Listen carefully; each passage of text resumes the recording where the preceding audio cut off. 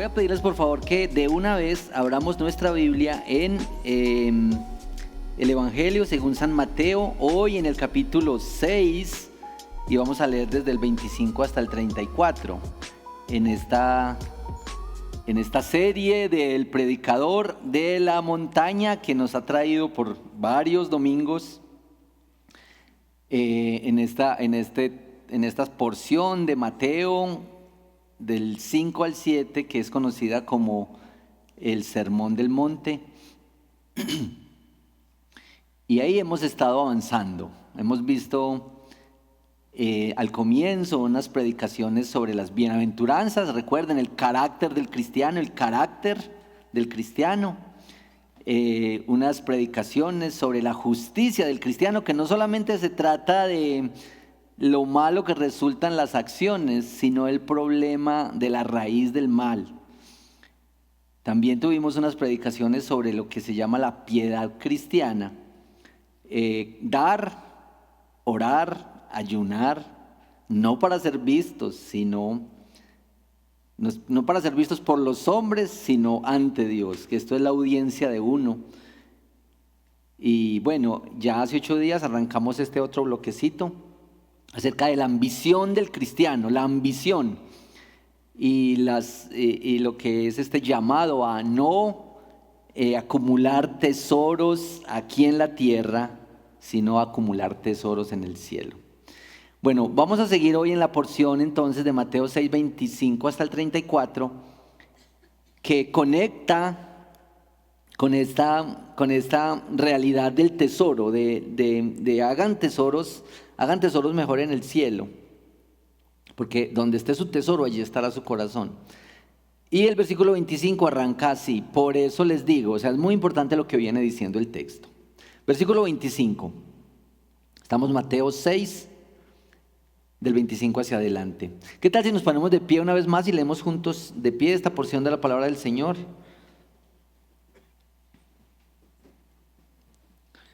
Bueno, leamos. Por eso les digo, dice Jesús, no se preocupen por su vida, qué comerán o qué beberán, ni por su cuerpo, qué vestirán. ¿No es la vida más que el alimento y el cuerpo más que la ropa? Miren las aves del cielo, que no siembran, ni ciegan, ni recogen en graneros, y sin embargo el Padre Celestial las alimenta. ¿No son ustedes de mucho más valor que ellas? ¿Quién de ustedes, por ansioso que esté, puede añadir 1 hora al curso de su vida? ¿Y por la ropa? ¿Por qué se preocupan? Observen cómo crecen los lirios del campo. No trabajan ni hilan, pero les digo que ni Salomón en toda su gloria se vistió como uno de ellos. Y si Dios así viste a la hierba del campo, que hoy es y mañana es echada al horno, ¿no hará Él mucho más por ustedes, hombres de poca fe? Por tanto, no se preocupen diciendo, ¿qué comeremos? ¿O qué beberemos? ¿O con qué nos vestiremos? Porque los gentiles buscan ansiosamente todas estas cosas, que el Padre Celestial sabe que ustedes necesitan todas estas cosas.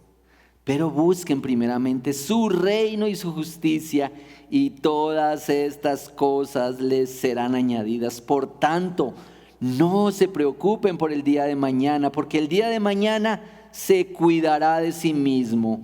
Bástale a cada día sus propios problemas.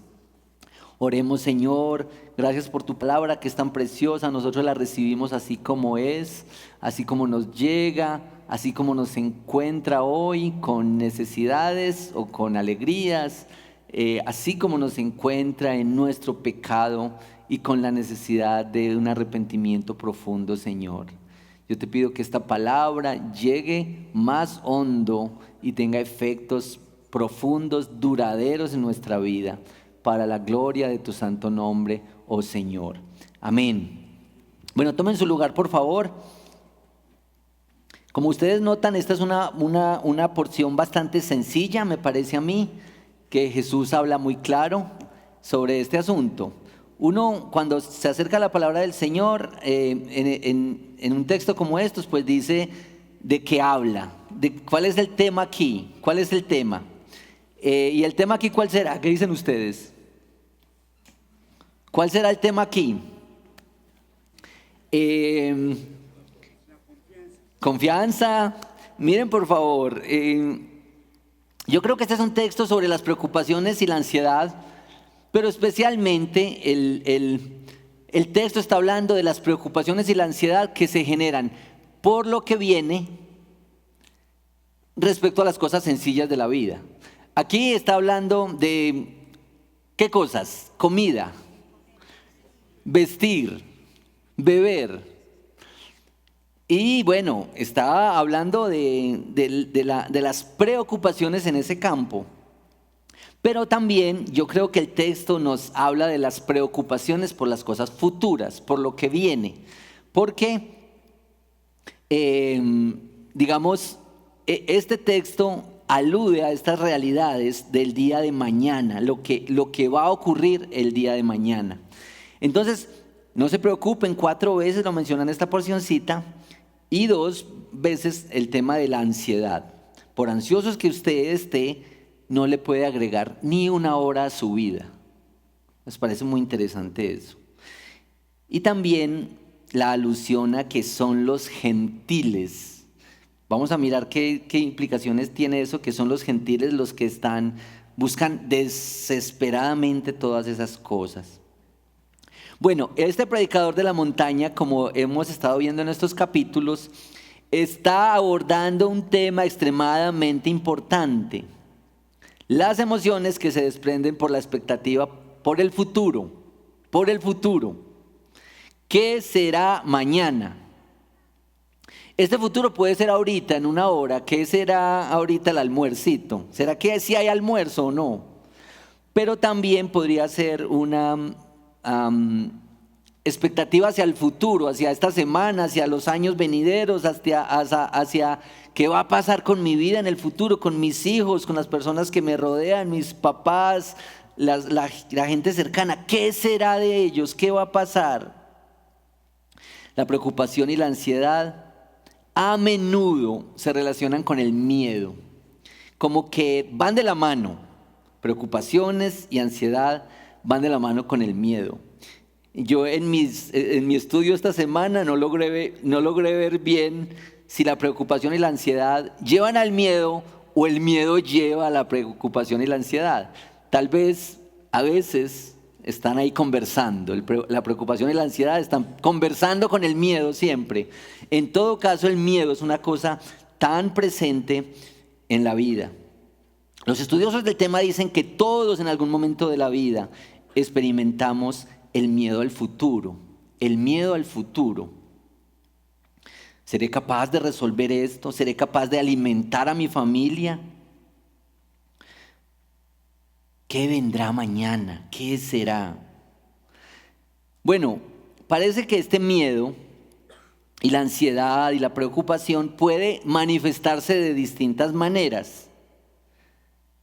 Por ejemplo, dice Sproul, fobia, angustia o una permanente inquietud. Bueno, seguramente ustedes han escuchado de las fobias y de pronto algunos de ustedes tienen alguna fobia. Son muy comunes, por ejemplo, las fobias a los insectos, a los ratoncitos, a las cucarachas, a las lagartijas.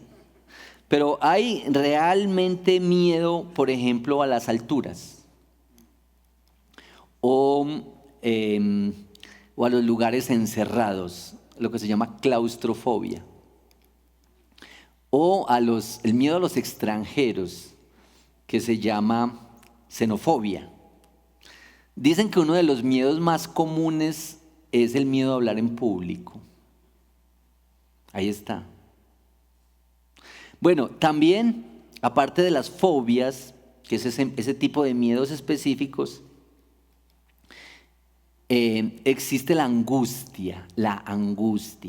Esto es un miedo como su nombre lo indica. una sensación intensa de dolor, sufrimiento y desesperanza. Me parece interesante que el salmista, en el Salmo 18, expresa en unos versículos esto. Salmo 18:4. Los lazos de la muerte me cercaron y los torrentes de iniquidad me atemorizaron. Los lazos del Seol me rodearon, las redes de la muerte surgieron ante mí. En mi angustia invoqué al Señor y clamé a mi Dios. Desde su santo templo oyó mi voz y mi clamor delante de él llegó a sus oídos. Esta angustia de David se relacionaba con una sensación muy profunda frente a la muerte, un miedo, una angustia profunda, una desesperanza, que en este tiempo, hermanos, las angustias son bastante comunes entre nosotros. Esta sensación como que no vale la pena la vida, el futuro, como que una desazón, una desesperanza es tan frecuente en nuestros tiempos. Bueno, la otra categoría que se menciona aquí es una cierta inquietud, que la palabra parece sencillita, pero es como una constante sensación de la falta de paz, como que uno no encuentra un lugar. Sobre esta inquietud, muy interesante que uno de los padres de la iglesia, San Agustín, en un textico que se llama Las Confesiones de San Agustín, decía esto, que seguramente ustedes lo han escuchado ya.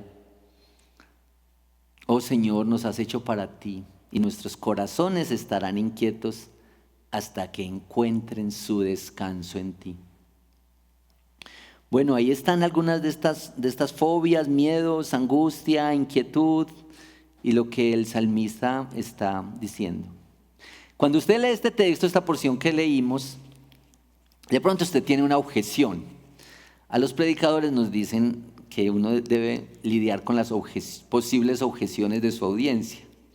Entonces, de pronto usted cuando leyó este texto, usted dice, pastor, el texto dice que no se preocupe por cosas básicas, por comida y vestido. No dice nada sobre otras cosas que uno sí necesita. Por ejemplo, un buen celular, una pantalla bien grande para ese cuarto. No dice nada sobre preocuparse por los cosméticos, como son de caros, o una cirugía estética. Tampoco dice el texto nada sobre preocuparse sobre un buen ahorro para el futuro o un viaje.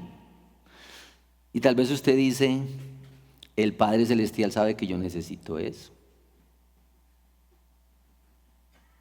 Mire, uno debería pensar, hermanos, que lo que uno necesita para vivir es bastante básico. Yo creo que eso estaba pensando Jesús cuando le estaba hablando a la gente. Lo que uno necesita para vivir es bastante básico. Y también hay que decir que hay bastantes necesidades creadas por el mercado para estimular el consumo, para impulsar la industria, claro que sí, para que la economía se mueva, para que fluya la economía. Pero, ¿por qué el Señor está diciéndole a sus discípulos y en esta predicación, en este sermón, no se preocupen por las cosas básicas de la vida? Miren, en este tiempo el eslogan de esta época debería ser este: te lo mereces. Porque no importa si el anuncio es de un nuevo celular o de unos zapaticos o de una casita. No importa de qué sea el anuncio, te lo mereces. No importa incluso si es de un club nocturno. Un aviso que dice te lo mereces. O también podría ser lo necesitas. Hermanos, nosotros, yo creo que este texto Jesús también está diciendo que nosotros deberíamos pues aprender a vivir de manera austera, de manera sencilla. Y que deberíamos aprender a no gastar más de lo que recibimos. Y que también deberíamos rechazar la esclavitud de las deudas, sobre todo por aquellas cosas que nos endeudamos y son cosas que se esfuman. Porque las deudas y los compromisos financieros son fuente de angustia y preocupación permanente. Y cuando vas a ver, no es porque no alcanzó para pagar la factura del agua, sino porque no alcanzó para pagar el crédito de Flamingo.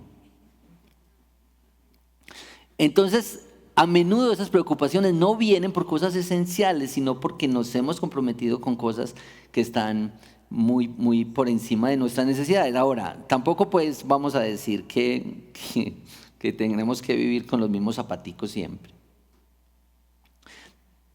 Tenemos que aprender a vivir en el contentamiento con lo que Dios nos ha provisto. Aunque cierto es, y hay que decirlo aquí para que no se malinterprete, que a veces un crédito de vivienda es lo que nos ayuda para un día tener una vivienda y resolverlo.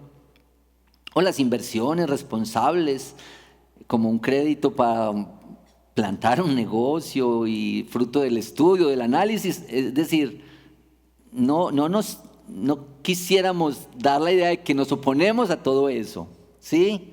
Es cuando se trata de gastar y de comprar, debería ser fruto de una buena reflexión y un buen análisis y un buen estudio. Las necesidades básicas.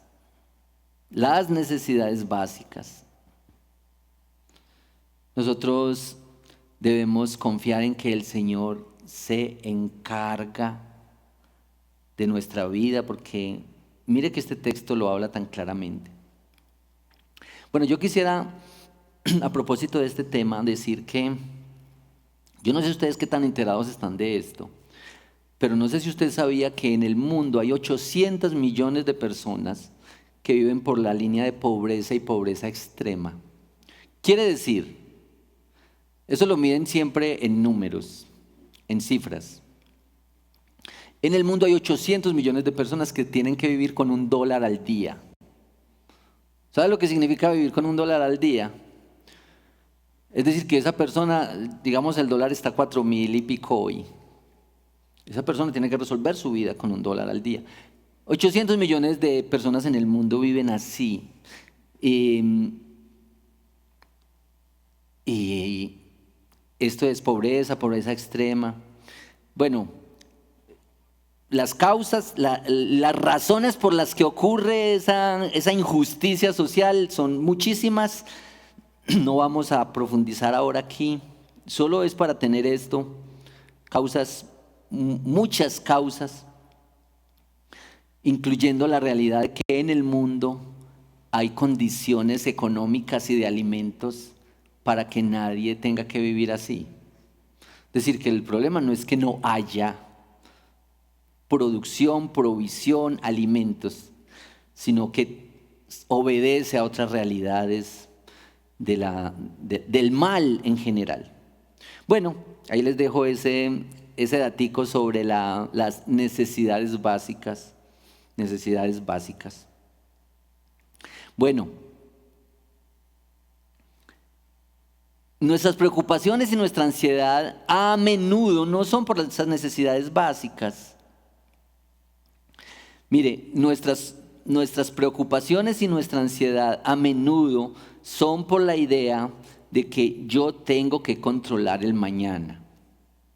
De que lo que va a ocurrir mañana, el bienestar, mi propio bienestar y el bienestar de las personas que me rodean depende de mis propias fuerzas y de mis propias capacidades, de lo que yo pueda conseguir. Y en aquello que no puedo controlar, eso es lo que trae la incertidumbre. Ahí es donde llega el estrés. Ahí es cuando se nos sale de control el asunto, es donde llegan los afanes, las preocupaciones y la ansiedad. Porque imagínate que hayan llegado compromisos financieros por encima de lo que yo puedo cumplir. Que bueno, después llegan las denuncias, data crédito, la pérdida de su reputación financiera, después depende cómo haya sido que le quiten aquello que compró, ¿cuántos problemas se desprenden de eso? Entonces, claro que hay preocupación y ansiedad. Cosas que nosotros no podemos, que se nos salen de las manos, son lo que a menudo trae las profundas preocupaciones y la ansiedad y el miedo.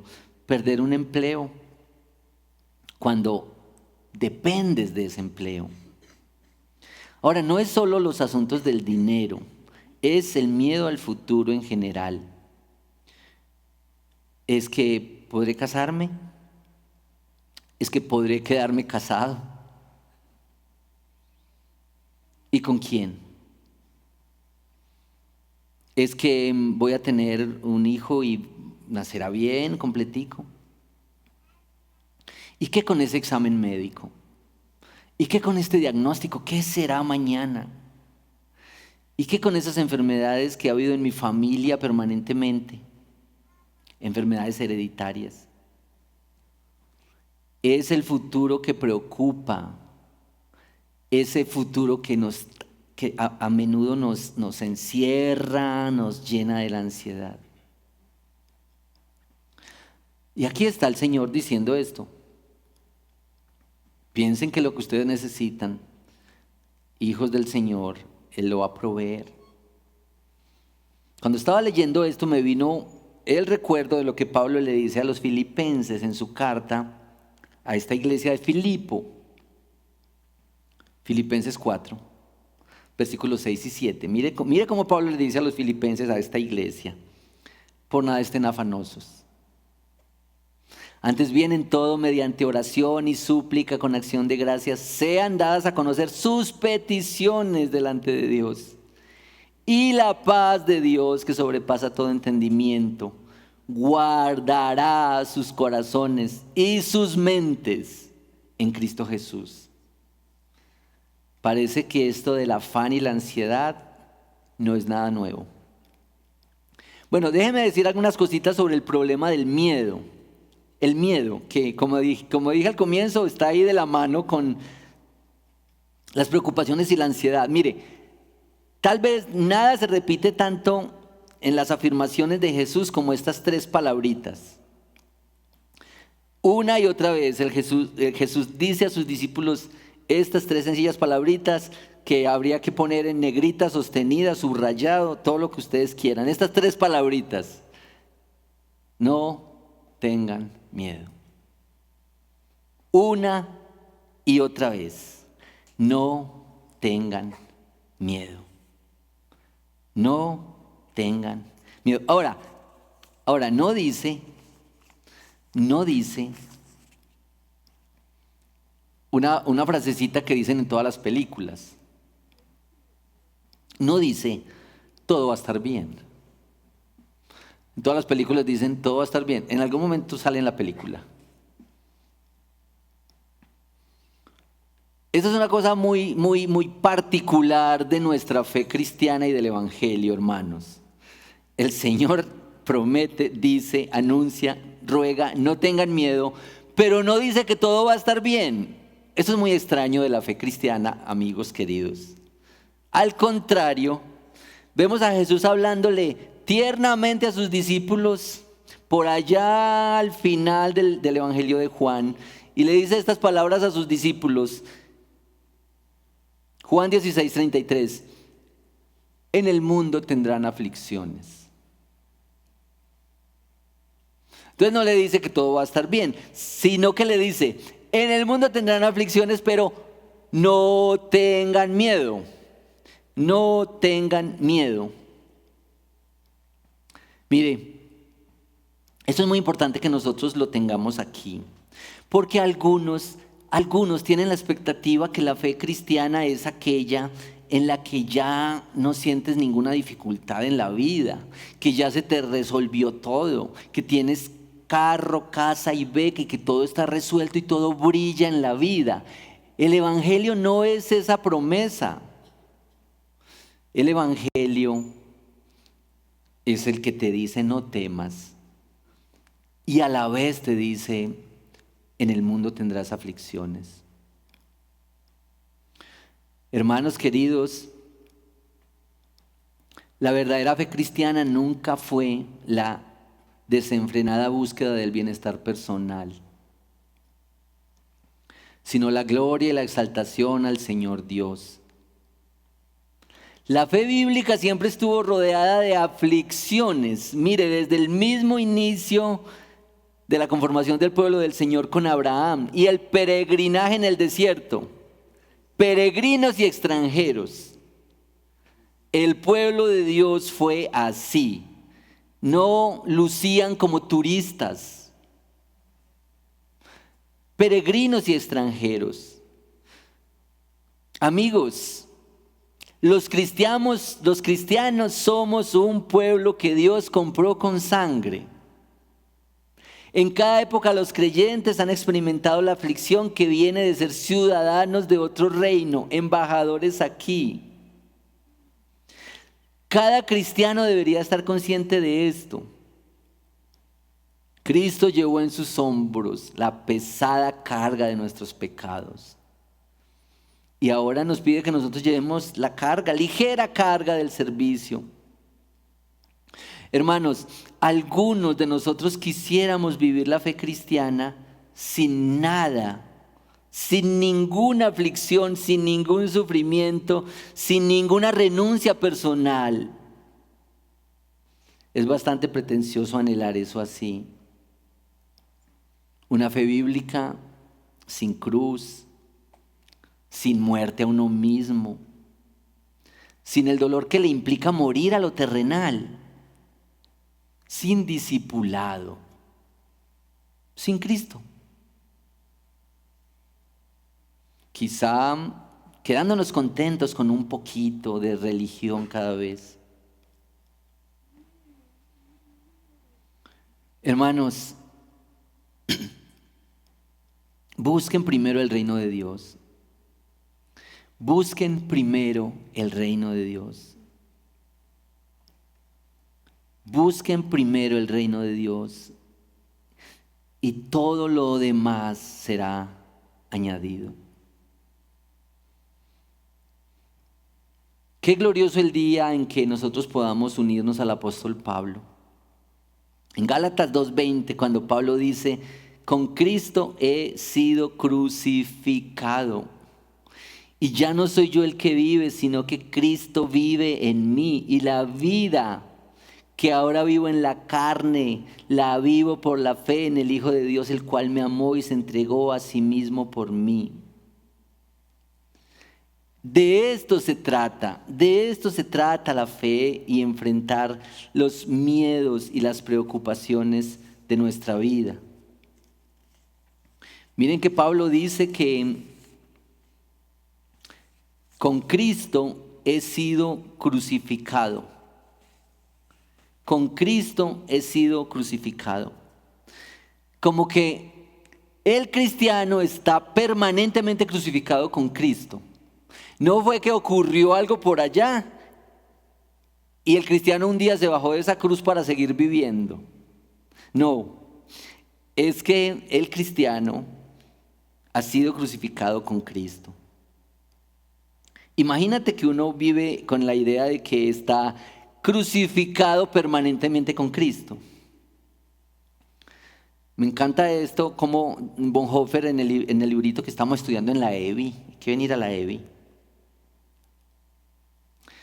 Dice esto, el crucificado. Un crucificado no tiene planes para el mañana. Uno que está crucificado no está pensando, esto está muy difícil, pero pasará.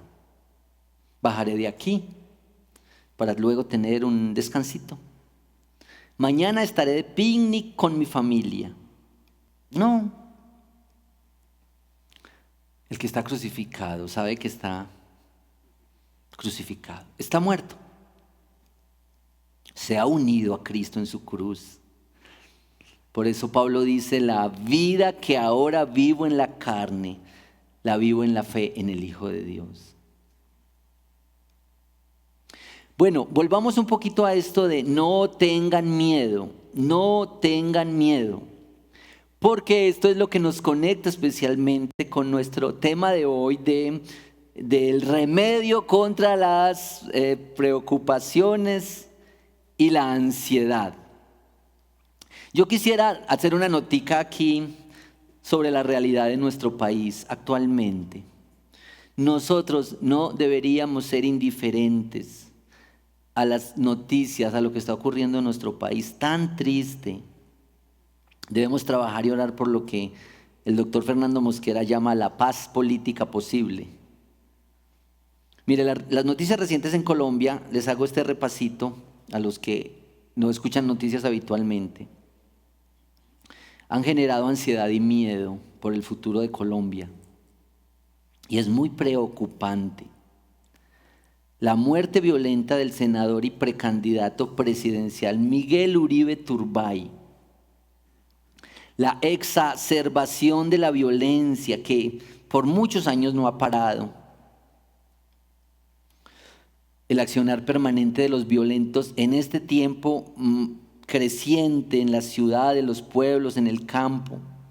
Bueno, no sé si escucharon esta semana las noticias, un acto de terrorismo en Cali con una explosión que dejó 7 muertos y 70 heridos. Y el derribamiento de un helicóptero en el municipio de Amalfi, aquí en Antioquia, en el que murieron 13 policías. Estas cosas traen ansiedad y miedo. Estas cosas nos hacen pensar en las épocas que los más viejitos recordamos, en los años 80, 90, donde especialmente esta ciudad de Medellín experimentó la violencia brutal. Para muchos esto ha sido una fuente tremenda de ansiedad y miedo. Hermanos, nosotros tenemos que estar atentos, no ser indiferentes a lo que está pasando en nuestro país. Hemos de anhelar, orar, trabajar por la paz, nos llama el Señor. No deberíamos tener miedo, ni impulsar ni promover el miedo. Porque cuando el Señor nos llama, nos hace sus hijos, también nos hace esta amonestación a no sucumbir ante las emociones y las evaluaciones ligeras de las realidades. Bueno, a propósito, expresemos nuestra búsqueda por el reino de Dios juntos. Y ya Mauricio esta mañana nos mencionó nuestra reunión de oración y ayuno el 6 de septiembre. Yo quisiera invitarlos todos que separemos este tiempo para oración y ayuno esta mañana del sábado. Estemos aquí en oración y ayuno por nuestro país y por nuestra piedad. Porque lo que nos ha impulsado a la oración y al ayuno es esto de no para ser vistos por los hombres, no es para que digan qué gente para si ora y ayuna. Es que estamos delante de Dios y está creciendo nuestra comunión, nuestra unión con Él es creciente, nuestra dependencia de Él, le llamamos Padre, lo amamos, confiamos en Él. 6 de septiembre desde las 7 estaremos aquí en ayuno y oración por nuestro país y por nuestro corazón y nuestra piedad y nuestra unión con Cristo. Bueno, último puntico, el remedio entonces que propone Jesús en esta porción breve que leímos es el remedio para la preocupación y la ansiedad. Está expresado tan sencillamente en el versículo 33. Mírelo por favor ahí. Pero busquen primero su reino y su justicia, y todas estas cosas les serán añadidas. Sean las preocupaciones o el miedo, sean las fobias o la angustia o la inquietud. Mis queridos hermanos, lo que dice el Señor es que esto encuentra su remedio en estas palabras tan sencillas que Jesús está declarando aquí. Recordemos que Jesús le está hablando a una gran multitud, pero entre esa multitud se encuentran sus discípulos, los que ya eran creyentes, los que habían caminado con Él, los que confiaban en Él, los que creían en Él. ¿Sí? Busquen primero su reino y su justicia. Y uno dice, ¿qué es eso? ¿Qué es eso del reino? ¿Qué es eso de la justicia de Dios? ¿Qué es eso que hay que buscar primero y que todo lo demás será añadido? Bueno, de eso se trata lo que anunciamos y lo que predicamos. De eso se trata lo que decimos aquí. De eso se trata lo que estamos explorando en el Sermón del Monte. No se trata de inscribirse en una religión. No se trata de una serie de cosas para hacer. El Evangelio, el reino de Dios se trata de alguien. Y su justicia es distinta a la justicia de aquí, a lo que vemos aquí. Mire, Jesús, en otra porción más adelante en Mateo 13:44, dijo de qué se trata el reino. Escúchame con atención, por favor, esto. El reino de los cielos es semejante a un tesoro escondido en el campo, que al encontrarlo, un hombre lo vuelve a esconder y de alegría por ello vende todo lo que tiene y compra aquel campo. Hermanos, ¿qué es el reino de Dios? El reino de Dios es aquella cosa que una persona la encuentra y esa persona dice, yo puedo renunciar a cualquier cosa por esto.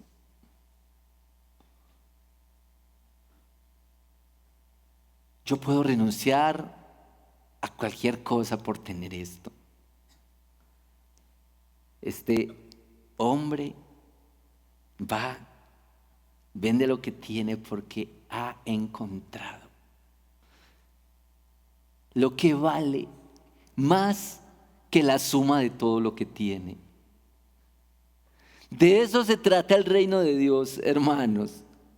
Hermanos, el reino de Dios que se expresa en nuestra comunión unos con otros, que se expresa en el canto, que se expresa en la predicación y en la comunión, que nos ayuda mediante el discipulado. El reino de Dios del que crecemos y aprendemos. El reino de Dios, en última, se trata de el tesoro más grande que un hombre pueda tener.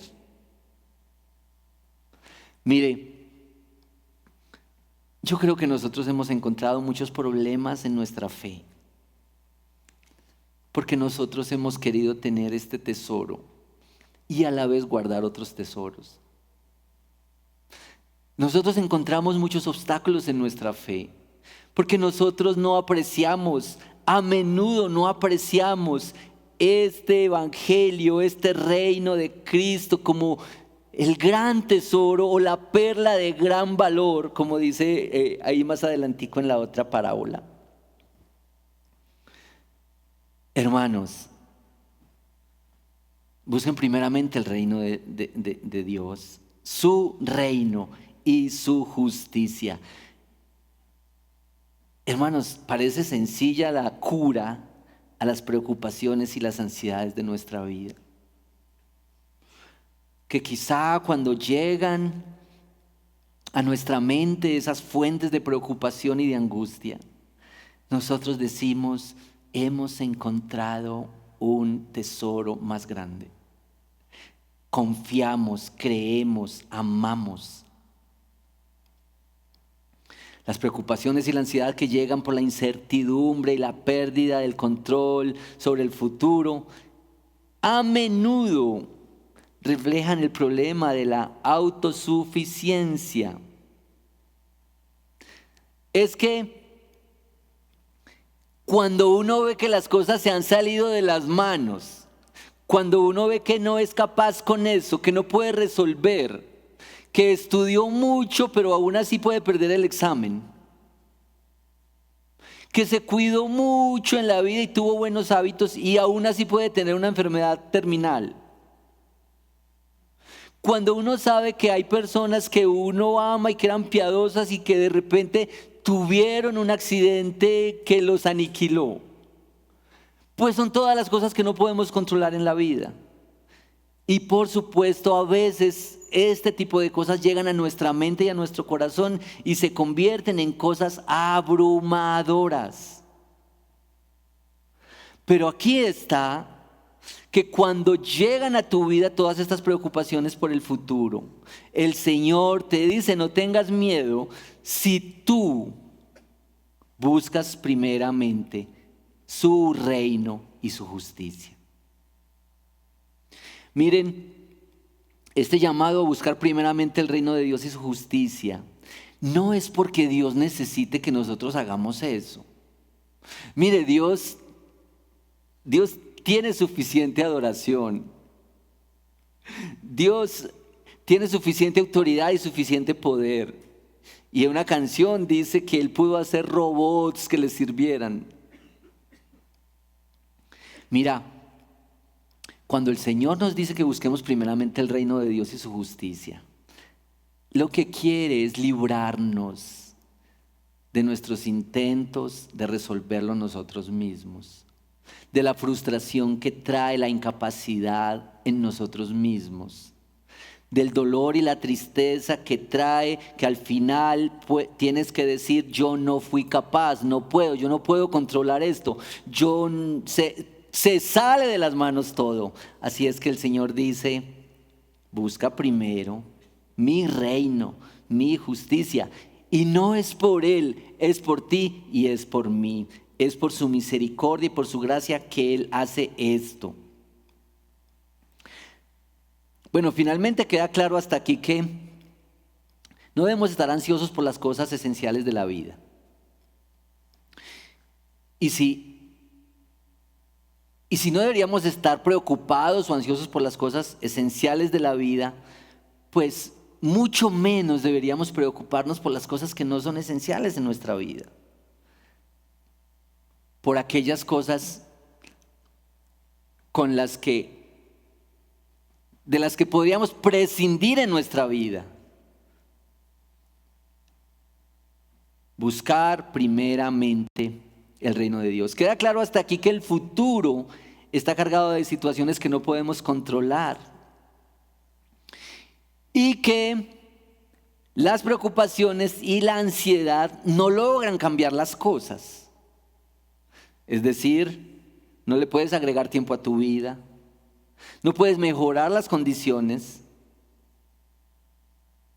La preocupación y la ansiedad no logran cambiar las circunstancias. Una alusión final a esto de que los gentiles son los que se ocupan de estas cosas. Miren ahí.